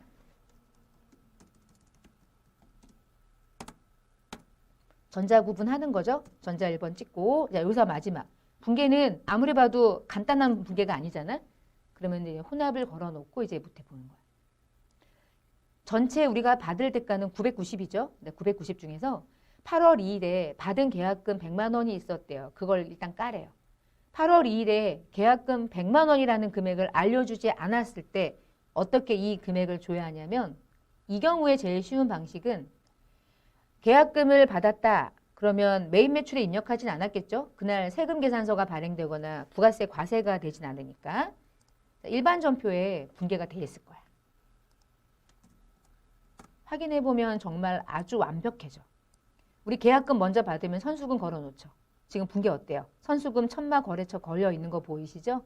이렇게 계약금이 얼마 받았는지를 주지 않고 계약금만 날짜를 알려주면 이런 식으로 조회하시면 돼요. 100만 원 먼저 상기할게요. 차변에 선수금은 100만 원 먼저 받은 건 차감하고 나머지 내가 읽으면서 갈게요. 나머지 100만 원을 제외하고 50%는 동사가 발행한 당좌수표 받았대요. 여러분 동사 발행은 현금과 동일하죠. 자기업수표랑 다를 게 없죠. 부도만 안 나면. 제외한 나머지 금액은 얼마야? 나머지 금액. 지금 선수금 계약금을 제외한 나머지는 890이죠. 자, 890만 원 중에 요 밑에 나와 있긴 한데 445만 원은 현금 받았다는 얘기고요. 나머지는 2달 뒤에 받기로 했으면 요거밖에 없지. 제품 팔고 외상이니까. 외상 매출금. 445만 원은 세금 계산서에 여기 써있던 게 대부분은 이제 그 445만 원이고 그 아래쪽에 현금이라는 칸에 현금이 545만 원이라는 얘기는 먼저 받은 선수금을 기록할 데가 없고 먼저 받은 거니까 걔까지 포함해가지고 현금에 기록되어 있는 거예요. 나머지 445만 원까지 이제 포함해서 밑에 이 있는 금액은 선수금 100과 당좌수표 445만 원을 포함해서 현금이라고 하는 세금 계산서 칸에 기입한 거라고 이해하시면 돼요. 다 현금이 아니라 선수금을 따로 입력할 수 있는 메뉴가 없기 때문에 세금 계산서는 그렇게 회계 처리를 해보시면 되겠고요. 두 번째 문제 볼게요. 8월 20일 한국테크로부터 원재료를 전자세금 계산서를 발급받아서 일단 샀어. 결제만 약간 좀 디테일하게 하시면 돼. 그러니까 얘도 어쨌거나 맨 먼저 할 일은 유형 걸고 가는 거죠. 원재료고 부가세가 있고 세금 계산서 받으면 이 경우 이제 51번 과세죠. 원재료를 품목 2개 아니니까 하나만 걸어서 하시고 수량단가 얘도 있네. 200에 20 들어가고요. 거래처는 한국테크, 전자니까 해주시고 분계만 밑에서. 자, 밑에 보니까요. 대금 중에 전체 대금이 220인데요. 전체 대금 중에서 150은 약소금을 발행했대요. 만기는 2020년 올해고 11월 정도. 그럼 150만 원은 원재료 매입해서 결제한 어음 결제는 지급어음이죠. 주된 매입 채무. 자, 주된 매입 채무로 150 잡고요. 나머지 결제는 자기합수표를 줬대. 자기합수표는 그냥 언제나 누가 가지고 있든 그건 현금과 동일하니까 현금 나간 것으로 처리하면 되겠지. 자, 두 번째 문제도 과세 매입. 첫 번째 문제도 과세 매출. 그 다음 장에 이제 세 번째 문제 보겠습니다. 비사업자인 개인 최지유에게 제품을 부가가치세 포함해서 33 현금 팔고 주민번호를 기재한 전자세금 계산서를 발행했대요. 우리 세금 계산서도 전자세금 계산서를 발행할 때 개인에게도 발행 가능하다고 그랬죠? 주민번호 기재분으로. 자, 9월 3일자 세금 계산서고 부가세가 있는 매출 똑같아요. 11번 과세 매출. 금액만 33만, 봐요. 33만 원을 입력하면 과세 매출은 33만 원을 공급가액으로 받아들이기 때문에 여기에다가 33,000원이 또 붙는단 말이야. 근데 33만 원은 포함이라는 말은 중요한 거야. 여러분이 그건 구분해야 돼. 아, 맞지? 30하고 3만 원이라고 하는 건데 나 헷갈리게 하려고 포함을 준 거구나 정도는 여러분이 좀 찾아야 돼. 최주는 이미 걸려 있으니까 쓰면 되고. 전자 걸고 돈현금이죠? 분계를 얼른 끝내고 싶으면 현금 걸면 되지. 자, 제품 매출이니까 제품 매출 부가세 수금 손댈 거 없죠. 이렇게 해서 마무리를 얼른 하는 거죠. 뭐. 이게 상품인 경우만 바꾸시면 돼. 상품일 수도 있으니까. 네 번째. 날짜가 없었는데 10월 1일이에요. 10월 1일 구매 확인서 등장하면 뭐 백발백중 영세율 세금 계산서예요. 원재료를 3천만 원에 거래처 봄날로부터 매입하고 영세율 전자세금 계산서를 발급받았다까지만 끊을까? 왜냐면 그 다음은 읽으나 마나 돈 받은 거 어떻게 받았는지 돈 결제 어떻게 했는지 그런 얘기니까. 자, 영세율 세금 계산서를 발급받았을 때 거는 유일한 매입 유형은 52번이죠. 52번 영세 매입. 원재료까지 쓰기 싫으면 뭐 원만 적어도 되고요. 수량 단가 없죠? 그냥 공급가액을 3천 넣어주시고. 거래처가 어디야? 봄날? 전자 받았죠? 전자 찍고 분계는 안 봐도 혼합인 거야. 자, 해놓고 이제 밑에 해볼까요? 1300은 운천으로 받아서 보관 중이었던 약소금을 배서 양도했대. 그리고 나머지는 6개월 만기가 되는 내가 발행했대. 그럼 이 어음은 두 개가 다른 거죠. 여러분 거래처한테 받아두었던 어음을 줬다는 얘기는 지급어음은 아닌 거잖아. 특별한 말 없으면 받을어음이겠죠. 자, 그러면 대변에 받을어음이라고 하는 어음을 이 거래처에게 양도했대요. 저건 문제가 안 보여. 저는 교재에 있는 거 보고 넣을게요. 1,300만 원은 받아두었던 어음을 준 건데 그거는 봄날이라는 거래처한테 받은 게 아니지. 그렇죠? 운천이라는 거래처에게 받아둔 거야. 그럼 운천한테 받았던 받을어음은 양도된 거니까 사라진 게 맞고요. 나머지는 원재료 매입하고 내가 발행했으니까 내가 원재료라고 하는 주된 매입에 대한 어음 결제는 주된 매입 채무 중에 지급어음 쓰면 되죠. 나머지는 1,700이 맞고 거래처는 봄날에게 준 거고요. 그래서 우리 이 거래는 받으러 온과 지급어음이 두 개가 등장하는 결제 방식이 같은 어음이 아니라는 것만 주의하시면 돼요. 그렇게 잘 구분하시면 되겠습니다. 네 번째 문제 한번 봤고 5번 문제 가볼까요? 10월 9일 영업부 직원의 교육을 위해서 도서를 구입했고요. 교보문고에서 현금 영수증 받아갔대요. 밑에 봐요. 지금 보면은 업무 처리 해설서, 입문서, 급여 지침서 30만 원이라고 하는 금액만 있고 부가가치세 없죠. 근데 부가가치세가 없는 거래가 이 책이지. 그럼 이 애는 입력을 해야 되냐? 증빙이 있으니까 입력하는 거지. 부가세를 신고할 건 사실은 없어. 근데 회계 처리해야지. 증빙이 현금 영수증이니까 신고하는 거예요. 입력하는 거야. 그러면 이 경우는 현금 영수증이라고 하는 증빙을 받았는데 부가세는 없죠. 그럴 때 거는 되게 특이한 케이스인데 실무적으로는 되게 많이 있지. 책 많이 사니까. 62번. 현면. 도서 구입. 얼마지? 따로따로 뭐 쓰지 않아도 돼요. 그냥 30만 원 이렇게 쓰시면 되고요. 거래처는 교보문고.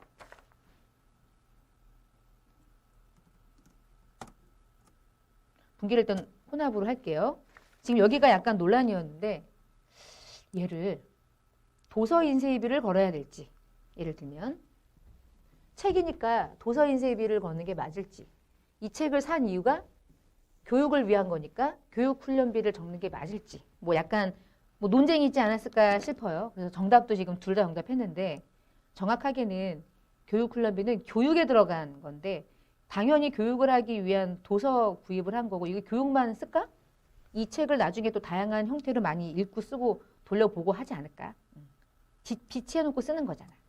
제 개인적인 생각에는 그냥 도서 인쇄비가 맞는 것 같은데 둘 다 정답이 됐어요. 이유는 교육을 하기 위한 비용으로 볼 수도 있으니까. 그러나 뭐 제 개인적인 생각에는 도서 인쇄비가 맞는 것이 아닐까 이런 생각을 해봅니다. 둘 다 정답을 해줬어요. 일단은 현금 나가고 도서 인쇄비를 잡았죠. 자, 6번 가볼까요? 매출 거래처 경원으로부터 외상 매출금 550만 원을 회수할 때 약정한 날짜보다 10일 빠르게 받아가지고 2%를 할인해 주는데 할인만 해주면 안 되죠. 550만 원이라는 게 부가세가 있는 거래니까 마이너스 전자세금 계산서를 발행했대요. 외상 매출금의 회수 분계는 생략하고 마이너스 세금 계산서에 대해서 메인 매출에 입력할 때 제품 매출을 직접 차감하는 방식으로 분계하래. 자, 이 말이 무슨 말인지 이제 해봅시다. 메뉴를 누르고 10월 20일자로 갈게요. 매출은 이미 한 거죠. 자, 550만 원이라는 금액을 회수하면서 이 중에 10일 빨리 받아가지고 이 중에 2%만큼이 움직인대. 그러면 550만 원의 2%가 11만 원인데요. 이 11만 원은 10만 원 매출 취소, 만 원은 부가세 취소인 거죠. 이거 10만 원이야 지금. 아유, 안 이쁘네. 자, 550만 원의 2%, 11만 원 중에는 매출 취소금의 10만 원, 부가세 취소금의 만 원. 요 세금 계산서를 발행해야 되거든요. 그래서 550 중에서 11만 원 빼고 나머지 받았을 거 아니야. 근데 그거 받은 것까지는 분개하지 말래. 그냥 마이너스 거래가 일어난 것만 회계 처리하래. 우리 세금 계산서를 발행할 때 마이너스 이렇게 매출이 취소가 되는 것도 발행이 가능하다 그랬죠. 마이너스. 이거를 수정세금 계산서라고 부르는데요. 이 경우도 과세 매출과 똑같아요. 세금 계산서를 발행하니까. 할인해줘가지고 취소가 되는 거지. 뭐라고 쓸지는 아무 상관없어. 매출 취소. 짱난다. 아무 상관없어. 아무 상관없고 금액만 이렇게 적어야지. 이게 중요한 거야. 마이너스 10에 마이너스 만 원. 이게 핵심이지 뭐 품목 뭐라고 적든 아무 상관없어요. 시험 보는 거니까. 거래처, 경원 어딨어? 경원 걸고요. 지금 이 경우도 마이너스이긴 하지만 전자세금 계산서 발급했죠? 1번 찍고. 자, 이때 기억나요? 얘가 매출 할인이긴 한데 메인 매출에서는 그냥 매출을 직접 까는 방식이었잖아. 그리고 제가 외상 매출금하고 상계하기로 했으니까 이렇게 하기로 했죠. 그냥 외상을 건다. 외상을 걸면 매출 취소되고 부가세 취소되고 외상 매출금 취소되게끔 마이너스 분계 일어날 수 있고 이 자체 인정한다 그랬죠. 요 회계 처리를 물어본 거예요. 요 회계 처리. 얼마 550만 원 중에 요거 빼고 나머지는 회수했잖아. 근데 회수한 것까지 하려면 복잡해지니까 얘는 하지 말고 야, 마이너스 끄는 거 밑에서 마무리 분계만 해볼래? 이거 중요하지 않다 그랬어. 그러니까 이렇게 해서 이것도 마이너스 세금 계산서가 존재하는 거. 이것도 난이도가 뭐 이거 약간 어렵게 느껴지면 어려울 수 있는데 한번 해보면 아무것도 아닌 문제인 거야. 거래를 이해하는 게 중요한 것 같아요. 이제 문제 4번으로 가볼까요? 지금까지는 메인 매출 연습이었고요. 문제 4번은 이미 입력한 전표인데 오류가 발견했으니까 수정하는 거예요. 자, 1번 8월 10일에 여기서 핵심은 전자세금 계산서를 발급받았는데 뭔가 잘못됐대. 그럼 어느 전표를 가야 되느냐를 얼른 찾아야지. 우리가 해봤자 전표라고 해봤자 두 개잖아. 일반이냐 메인 매출이냐. 근데 여러분 세금 계산서를 받았는데 그 거래가 뭐가 잘못됐다는 얘기는 일반 전표에 있을 리가 없죠. 일단은 메인 매출 같아요.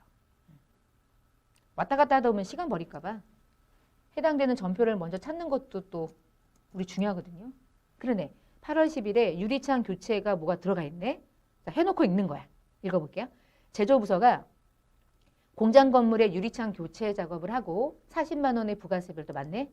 사실 부가세 별도를 다 본다 여기.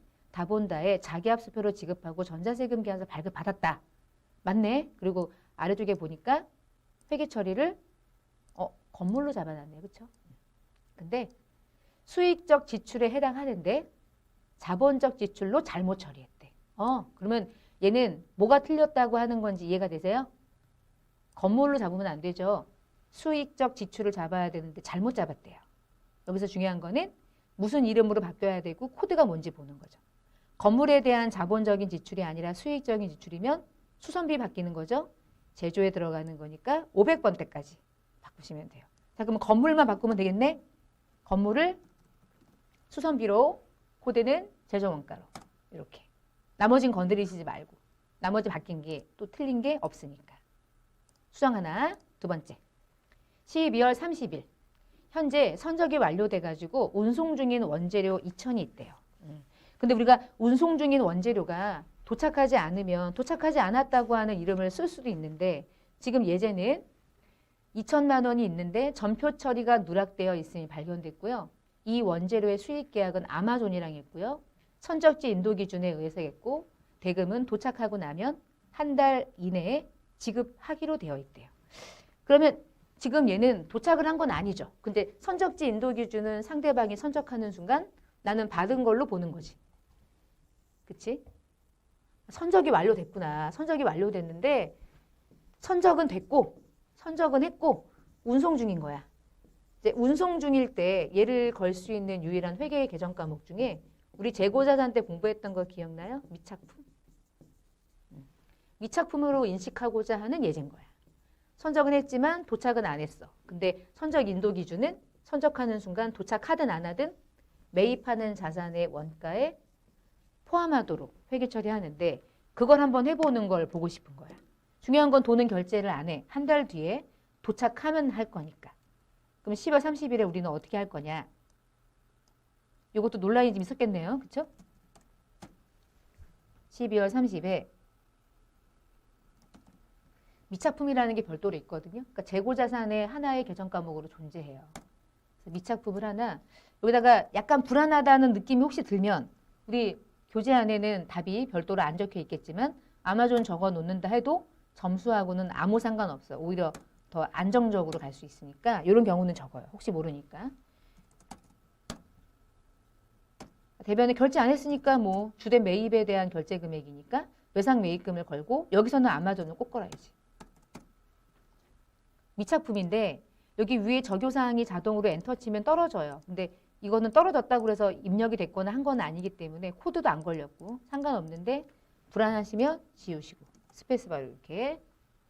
지금 미착품으로 했는데 그때 학생들이 많은 이의 신청을 했기 때문에 미착품이 아니라 원재료를 잡아도 정답 처리해줬어요. 근데 실제로는 미착품이 맞는 거예요. 미착품이. 도착하기 전까지는 원재료라는 자산으로 인식할 수 없거든요. 그러니까 운송 중이라고 하는 별도의 계정을 쓰는 게 정확해요. 미착금 쓰는 게 맞고 나중에 주니까 외상매입금 걸도록 하시면 될 것 같고요. 전표 수정 두 문제 같이 풀었어요. 이제 거의 끝나가죠. 문제 5번이에요. 결산 문제고요. 결산 문제 3개를 얼른 눈으로 훑어보시고 먼저 우리가 이렇게 솎아내야 될 건 자동으로 결산을 해결할 수 있는 건 뒤로 남겨놓고 수동으로 직접 회계 처리해야 될 것만 내가 하면 돼. 근데 보니까 와 이때 그러니까 알겠네. 여러 가지 형식상 87에는 합격률이 낮았던 이유를 알겠네. 다 수동이네. 우리 장기차입금 중에서 내년 만기 도래될 때 회계 처리했었죠. 장기차입금 이제 아닌 거지? 장기만 적어도 될까요? 2,500.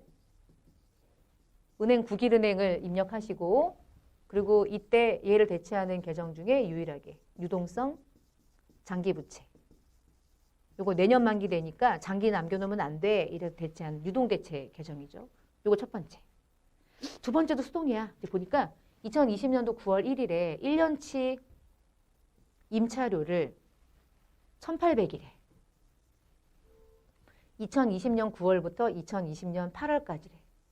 그러면 단기가 언제고 내년이 몇 개월인지가 보이죠? 근데 얘를 현금으로 지급하고 비용으로 처리했었대요. 그날 있었던 일을 설명해 준 거예요. 그럼 내가 해야 될 일은 월할 계산해가지고 결산 수정 분계하라는 뜻인 거지. 요거는 그 전에 전표를 보고 확인하면 될 것 같아. 대신 임차료라는 계정 과목을 알려줬으니까 9월 1일에 임차료라는 비용을 전액 잡았다는 뜻이네. 뭐 돈 나갔겠지 이렇게. 장부를 보면 알겠죠 좀 이따. 근데 여러분 생각해봐요. 1,800만 원은 이때부터 이때까지의 임차료가 아니잖아. 임차료를 잡으려면 단기만 잡아야지. 근데 12월 말일이 됐을 때 걔를 대체해주면 그만이니까 일단 다 잡아놓은 거야. 그럼 이 중에 몇 개월치는 임차료에서 제거하면 돼요. 내년이 8개월이니까 올해는 7개월이겠지. 그치? 그러면 8개월에 해당하는 금액은 단기분 임차료가 아닌데 먼저 돈을 주었기 때문에 비용을 과다하게 잡은 거야. 그럼 임차료라는 비용을 반제해요. 자, 반제하고 나면 차변에 임차료라는 비용을 먼저 지급했다고 하는 또 다른 자산으로 대체하는 거죠. 그 이름이 이거였지. 성급비용. 얼마냐면 해볼게. 1,800만 원 중에 12개월 1,800만 원 중에 몇 개월 보는 성급비용이냐면 내년에 해당하는 8개월. 올해는 9, 10, 11, 12. 4개월. 그치? 자, 요 금액은 임차료 아니지. 뭐야? 성급비용. 이렇게 잡아야죠. 그러면 요 3번은 지금 손으로 못하는 게 현금과 보증이 얼마가 있는지 알아야지 뭐 어떻게 회계 처리할지 알 수 있으니까. 자, 1번하고 2번은 계산하면서 입력하고 3번 연결해 볼게요. 자, 결산 이거는 다 수동이야. 아, 너무 싫었겠다. 자동이 하나 있었으면 좋았을 건데. 자, 10월 31일 대변에 있는 장기차입금을 더 이상 장기차입금이라고 부르지 말자. 내년에 갚을 거니까 유동으로 대체하자. 2,500을. 이제 어느 정도 외우지 않았습니까? 유동성 장기부채. 너무 많이 나오지 않아요? 그러니까 무조건 하나는 알고 가는 거야. 두 번째, 9월 1일에 전표를 한번 갖다가 올까? 9월 1일에 너무 많지만 얘가 답인 거야. 임차료인데 거래처까지 걸어놨어? 나도 걸어야지. 자, 임차료를 관악 빌딩까지 해놨네요. 1,800. 자, 1,800만 원은 임차료를 과다하게 잡은 거죠. 4개월 남겨놓고 8개월치 죽이는 거야. 그걸 언제 하느냐? 결산 때 하는 거죠. 자, 결산 때 할 일은 임차료를 먼저 차변에 있었던 임차료가 800번대였죠? 자, 이제 아까 빌딩이었지. 빌딩도 같이 죽여야지. 얼마인지 계산해야 되겠다. 1,800 중에 8개월에 해당하는 금액을 계산하면 1,200이네. 1,200은 단기 게 아니야. 내년 거거든. 내년의 비용을 먼저 지급한 것 뿐이지. 그래서 비용이 과다하게 잡혀 있을 땐 자산 잡거든요. 그 이름이 성급비용이라는 자산인 거야. 여러분 코드가 100번대란 얘기는 자산이잖아. 얘도 그냥 겁시다. 안 걸어도 되는데 거는 거 문제 없는데 꼭 걸어야 되는데 거래처가 안 걸렸을 때가 문제라면 그냥 거는 거죠. 뭐. 얘는 관악빌딩을 걸어서 관리한다는 의미니까 전혀 문제되지 않아요. 마지막, 결산하는 날 현금가부족의 계정이 있나 봐. 근데 원인을 모른대. 현금가부족이 얼마 있는지를 알아야 분기를 할 수 있겠네. 그것도 어느 쪽에. 이 경우는 그냥 뭐 제일 쉽게 접근할 수 있는 건 시산표고요. 12월 31일자 결산하는 시점에 장부를 열어서 현금가부족은 조회를 해도 되고요. 언제나 현금가부족은 당좌자산 마지막에 있어요.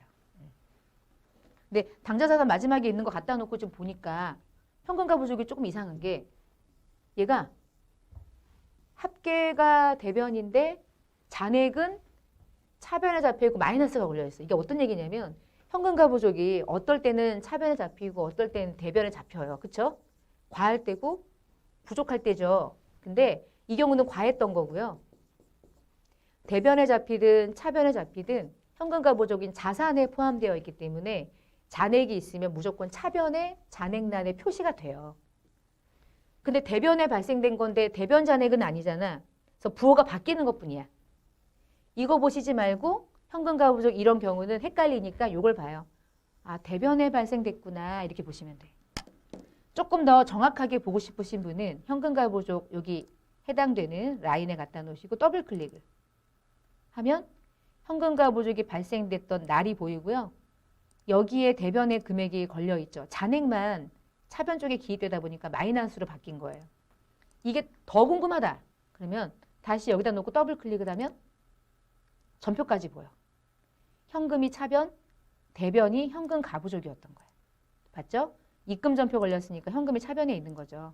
그럼 여러분이 하실 일은 37만 원이라는 현금가부족이 대변에 있으니까 차변으로 반제하는 거를 얼른 머릿속으로 기억하고 먼저 걔를 차감시켜요. 이렇게 하면 현금이 걸릴 수도 있어. 그러니까 현금가부족을 이렇게 조회해서 차변에 있던 대변에 있던 37만 원을 차변으로 반제해. 그리고 이제 고민하면 돼. 기말까지 원인 모르면 현금이 많았던 경우니까 그쵸, 이익을 떠는 거죠. 여기까지 회계 처리하고요. 한번 검증하는 거예요. 시산표를 다시 열어서요. 다시 한번 조회해 보세요. 현금가부족에 가보세요. 대변에 있던 거 차변으로 죽였죠? 잔액은 제거됐죠? 이렇게 하시면 돼요. 현금가부족이 이렇게 대변에 과잉되었을 때는 차변 쪽에 잔액이 표시될 때 부호가 바뀌거든요. 차변이 아니라 대변이니까 그냥 어쨌거나 이 프로그램의 특징상 마이너스처럼 보여요. 그럴 때는 잔액 보지 마시고 발생됐던 회계 처리를 보시면 조금 더 정확해요. 현금가부족까지. 그래서 결산 문제가 이 경우가 세 개가 전부 다 수동으로 직접 결산을 해야 되기 때문에 우리 자동 결산하는 메뉴 있죠. 자동 결산 가서 해야 될 게 없으면 들어가실 필요가 없어요. 이 날짜에 결산 분계만 있으면 끝. 괜히 들어가서 뭐 결산하고 이거 하실 필요 없고 다 끝. 마지막 장부조회입니다. 자, 1, 2, 3번 1번 볼게요. 1기 예정기간 동안 부가가치세 매입세액 중에서 공제받지 못할 매입세액이 얼마냐요? 얼른 생각해야죠. 그 유명한 불공을 떠올려야죠. 여러분 불공만 조회하면 돼. 어디 가는 게 저는 좋으냐? 저는 개인적으로 그냥 매입 매출자. 1기 예정인데 친절하게 날짜 알려줬죠? 안 알려주면 날짜 정확하게 넣어서. 자, 매입 중에 불공은 불공이라고 하는 별도의 유형이잖아. 불공 이렇게. 그러면 금액을 찾는 게 그렇게 어렵지가 않거든요. 공제받지 못할 매입세액은 답은 80만 원. 80만 원. 1번 답은 80. 두 번째. 1월부터 3월까지 누적 현금 지급액은 쉽게 생각하면 1월부터 3월까지 현금 얼마 썼니? 이 얘기지. 현금 지급액을 물어봤으니까. 이 경우는 여러 가지가 있어요. 여러 가지가 있는데 저는 그냥 개인적으로 월별 집계를 보기가 편하더라고. 그게 총계정 원자.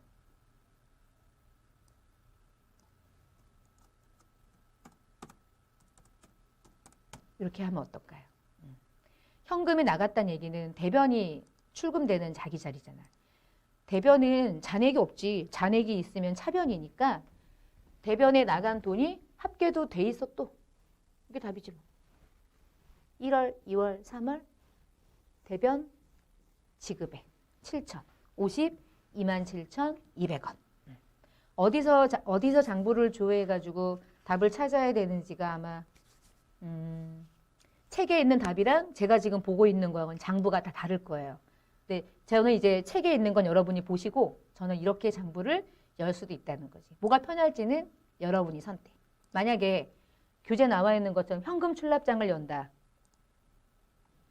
아, 나는 개인적으로 스트레스. 너무 많아. 이출이 너무 많아. 금액보다 시간 가는 거야. 이렇게. 이거 너무 힘든 일인 거예요. 총계정 원장으로 해결하는 게 좀 좋으실 거예요. 마지막 2020년 6월 현재 당좌 자산은 2019년 말 당좌 자산보다 얼마나 증감했느냐. 당좌 자산의 금액이 전년도하고 올해 6월까지랑 비교를 하래. 이걸 비교할 수 있는 장부는 하나밖에 없는 것 같은데? 재무상태표. 6월 이렇게 하면 당좌 자산이 첫 번째 유동자산의 첫 번째 항목이죠. 근데 6월까지 조회한 당좌 자산은 786 2113 400원이고요. 전년도 당좌 자산 12월 말 잔액은 이미 픽스돼 있고요. 증감 변화니까 여기에서 이걸 빼면 답이 되겠네요. 그렇죠? 786에서 446 계산기로 여러분이 이건 직접 계산을 하셔야 돼. 그래서 786 2113 400원 맞지? 446 000 그러면 340 답은 여러분이 볼 수 있으니까 340 2113 400원이 나오네요. 자, 여기까지가 장보조의 세 문제였어요. 그래서 장보조회까지 해서 87회 결산까지 또 장보조회까지 같이 풀어봤지요. 여러분이 객관식 문제 풀거나 실기를 풀 때 객관식은 실기 프로그램하고 별개라고 생각하지 마시고 이렇게 비교하면서 같이 푸시면은 도움을 많이 받을 수 있어요. 근데 핵심은 지금 이 시간에 풀었던 게 제가 시간 카운트 된 게 1시간 반 걸렸어요, 실제로. 근데 실제로 여러분 시험 볼 때는 몇 분 안에 풀어야 되는지 아시죠? 딱 1시간이야. 60분 동안. 60분 동안 객관식도 풀고 실기도 푸셔야 돼. 그러니까 뭘 먼저 푸는 게 좋을 것 같으세요? 시간을 꼭 체크하시면서 시험 준비하셔야 되거든요. 제 개인적으로는 실기를 먼저 입력하시는 걸 선호드려요. 왜냐면 전체 1시간 중에 한 45분이나 정말 많이 하면 50분 동안은 실기를 끝내야 돼. 그리고 객관식을 뒤에 푸는데 객관식 풀다가 못 풀면 찍을 수라도 있잖아. 못 풀면 뭐 오늘 기분상 뭐 2번으로 후루룩 찍든. 근데 실기는 찍을 수가 없어요. 다 풀어야지. 입력도 하고 조회도 하고. 그러니까 여러분이 풀 수 있는 것들을 최대한 쉬운 것부터 완벽하게 풀어놓고 시간 안배를 잘 하시면서 시험 기출문제를 푸시는 게 되게 중요해요. 그러니까 저는 설명하다 보니까 시간이 좀 약간 1시간을 당연히 넘길 수밖에 없죠. 한 문제를 푸는데 원래 푸는 것보다는 이것저것 막 곁다리를 많이 얘기하니까. 근데 여러분 혼자 푸실 때는 딱 60분 안에 푸시고 혼자 연습하실 때는 50분 재고 푸셔야죠. 10분은 여유를 남겨야 되니까. 그래서 기출문제 이렇게 연습을 하시면 좋겠습니다. 87회는 제 개인적으로 난이도가 조금 있는 거는 맞는 것 같아요. 중간중간에. 실수하시는 부분들도 있고 잘 정리하셔서 또 그다음 기출문제 푸실 때 점수를 또 10점 많이 가져갈 수 있게 연습하시면 좋겠습니다. 마치겠습니다. 감사합니다.